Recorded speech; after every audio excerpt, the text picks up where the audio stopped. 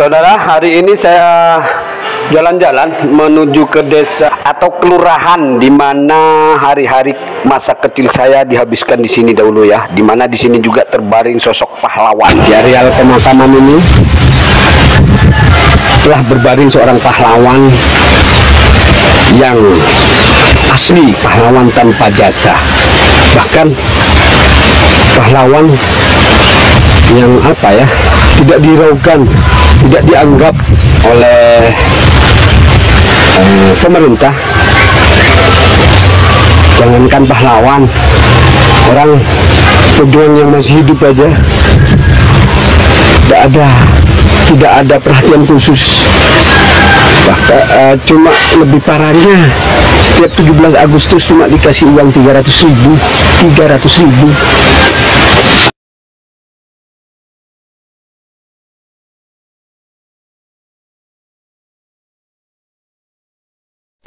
Hari ini diantar oleh bapaknya untuk menuju ke makam Husni Kastud. Oke.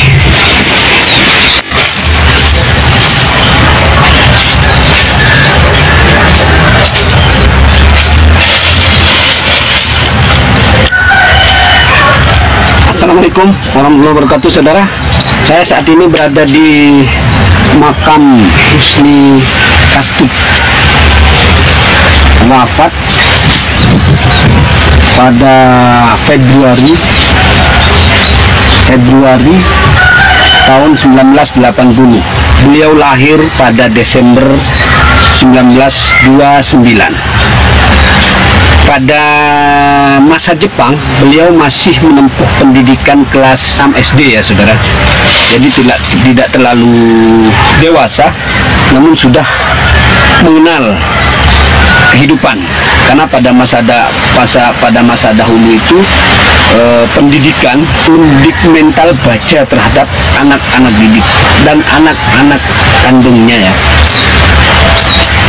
Termasuk kalau dibilang Mbah Husni Kastud, karena beliau ini satu perjuangan dengan mbah saya dahulu.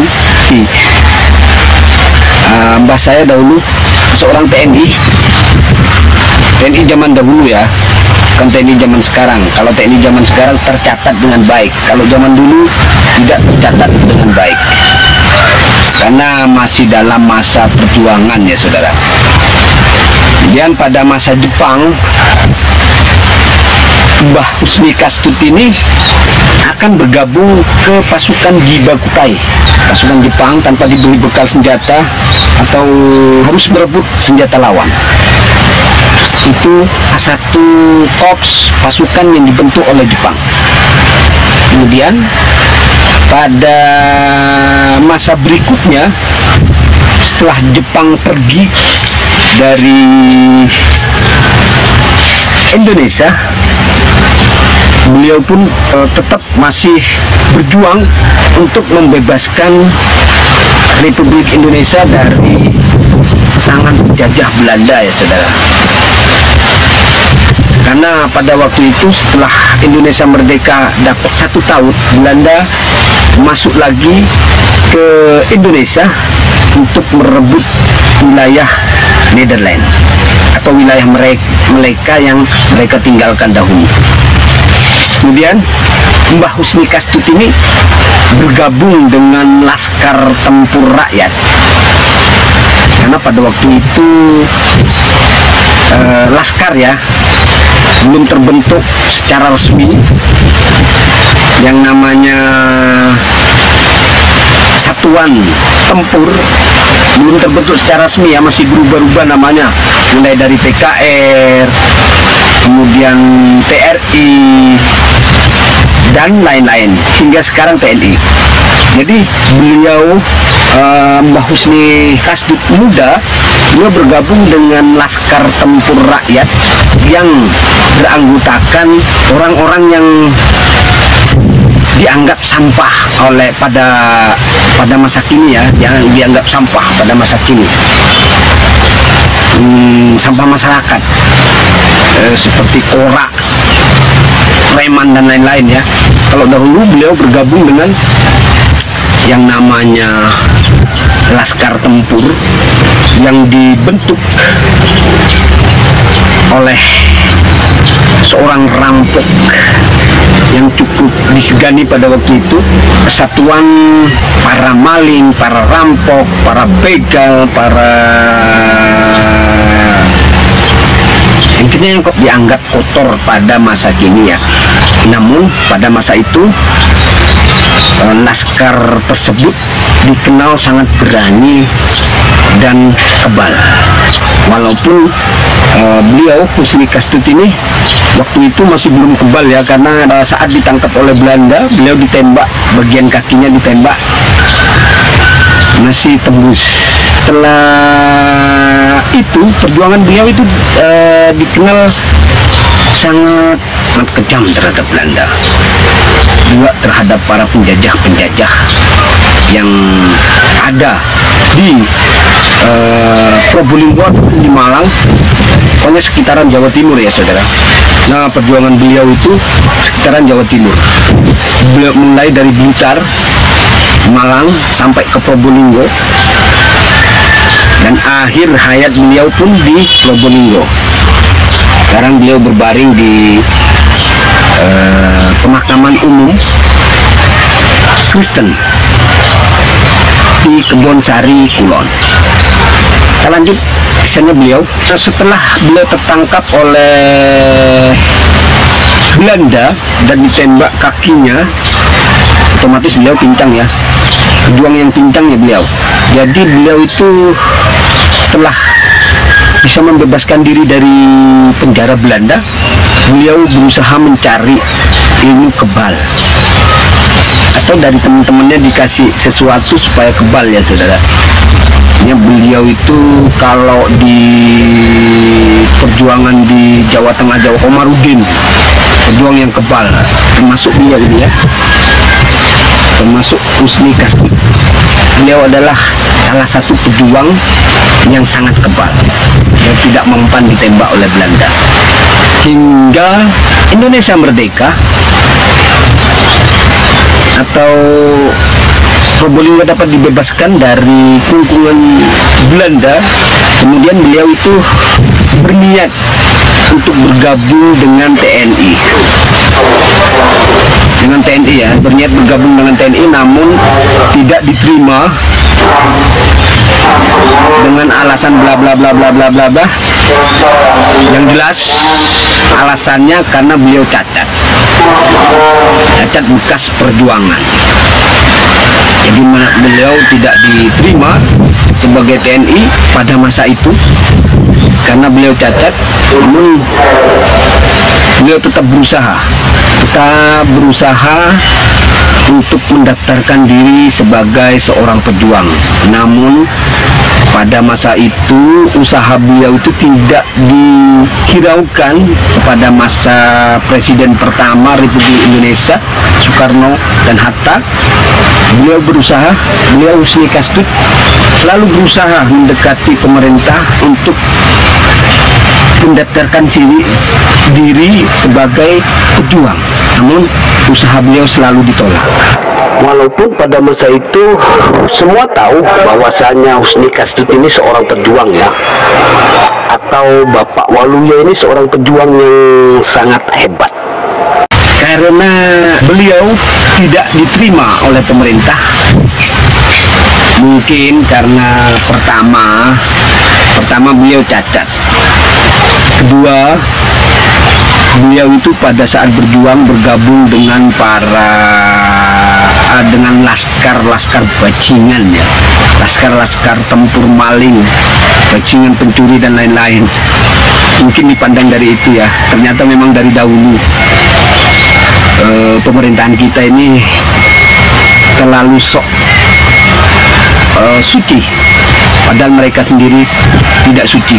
Aslinya kotor semua. Masyarakat diminta jujur, mereka sendiri tidak jujur. Kita kembali ke cerita Husni Kastut. setelah beliau tidak diterima sebagai anggota TNI maupun veteran pejuang kemerdekaan Republik Indonesia, beliau tidak serta-merta meluapkan kekecewaan beliau terhadap pemerintah dengan merampok, tidak serta-merta seperti itu. Namun beliau merampok itu untuk membantu masyarakat miskin yang pada saat itu ditekan oleh pemerintah, ditekan sedemikian rupa dengan pajak-pajak dan lain-lain, apalagi pada masa Sopsi dan masa masa PKI lah ya. Masyarakat itu diminta untuk menyumbangkan atau diambil secara paksa hartanya separuh, baik yang miskin ataupun yang kaya, itu hartanya separuh. Apalagi yang petani itu ketika petani di panen, seandainya menghasilkan 1 ton, maka setengah ton harus disumbangkan, kalau tidak dirampas. Seperti itu ketertekanan masyarakat pada masa itu, sehingga masyarakat pun kesulitan untuk makan. Akhirnya jiwa pejuang beliau bangkit untuk membantu masyarakat lepas dari ketertekanan yang dilakukan oleh pemerintah pada waktu itu, dengan merampas semua harta milik orang-orang kaya di sekitar beliau, termasuk kejadian rampokan mutiara terbesar di museum. Kemudian hasil rampokan beliau itu tidak dimakan sendiri, saudara, tidak dimakan sendiri. Ada sebagian kisah versi lain mengatakan bahwasanya hasil rampokan separuhnya beliau bagikan kepada masyarakat, separuhnya dimakan untuk keluarga. Tidak. Menurut saksi sejarah, teman seperjuangan beliau yang masih hidup sekarang, yaitu Mbahdi dan almarhum HM Dahlan, rekan seperjuangan beliau, pernah bercerita kepada saya pada tahun 2013 sebelum beliau itu wafat, dan sekarang hanya tinggal satu, Haji Ali Mustafa ya, masih hidup sekarang, masih sehat. Beliau bercerita bahwasanya maling sakti yang bernama Husni Kastut ini kalau mencuri itu bukan sembunyi-sembunyi seperti maling-maling zaman sekarang atau membacok, memperkosa, tidak. Beliau itu, kenapa sih beliau dijulukin Husni Kastut? Karena beliau ketika merampok bank atau merampok rumah orang kaya, walaupun dijaga oleh centeng-centeng, walaupun dijaga oleh cakra dan lain-lain, ketika beliau merampok orang kaya, beliau tidak sembunyi-sembunyi. Beliau ketok rumahnya, kemudian beliau membawa katu. Kata orang Madura itu katu. Kalau kata orang Jawa, goni, karung goni. Pada zaman dahulu itu ada karung goni coklat, ada tempat beras coklat, karung goni lah ya, tentu Anda tahu ya. Dan beliau memasukkan seluruh harta karun atau uang atau emas yang berhasil beliau rampas dari pemiliknya dalam karung goni. Sejak saat itu beliau dijuluki sebagai Husni Kastut. Jadi merampok, mencuri itu tidak sembunyi-sembunyi ya beliau ya, langsung menantang di hadapannya. Kamu memberi hartamu atau nyawamu, seperti itu, langsung menantang. Kalau perlu ditantang, kalau tidak mau memberikan hartanya ditantang ya.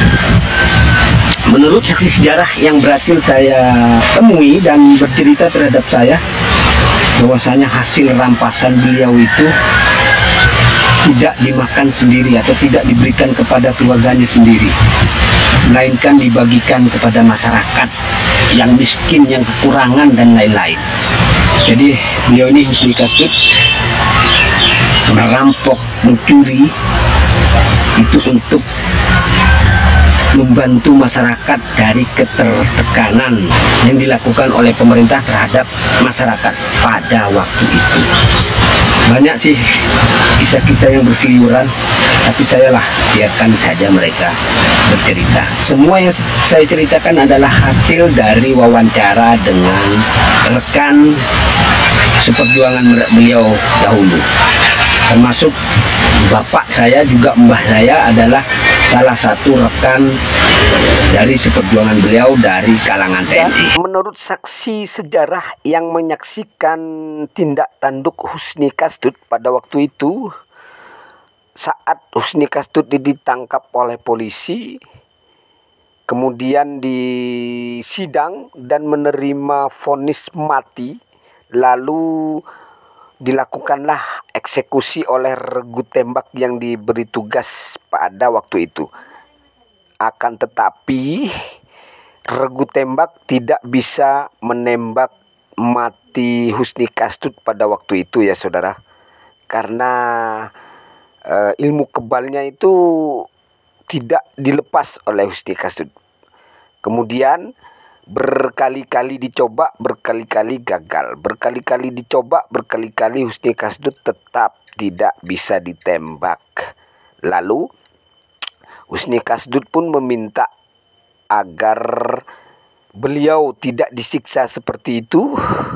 Kemudian beliau berkata, kalau kamu atau kalau kalian ingin membunuh saya, maka kalian harus melakukan sesuatu. Dan karena sesuatu ini berkaitan dengan kehormatan beliau, jadi saya ceritakan pada waktu itu beliau meminta untuk langsung dieksekusi, tidak dengan ditembak, tapi dengan cara lain. Barulah setelah itu beliau wafat dan dimakamkan di pemakaman umum Kristen di Kebonsari, Kulon. Itulah saudara singkat sejarah tentang Husni Kastud. Kenapa sih beliau menggunakan nama Husni Kastud, padahal nama beliau bukan Husni Kastud ya, tapi Waluyo. Seharusnya beliau ini makamnya ada di makam pahlawan ya, bukan di sini ya saudara, sebagai bentuk penghormatan kepada beliau. Tapi ya sudahlah, itu keputusan dari pemerintah dan lain-lain. Saya kurang begitu tahu masalah itu. Yang jelas nama Husni Kastud masih tetap sebagai nama pahlawan di mata masyarakat. Wabillahi taufiq walhidayah. Wassalamualaikum warahmatullahi wabarakatuh. Salam dari Padepokan yang Argopuro.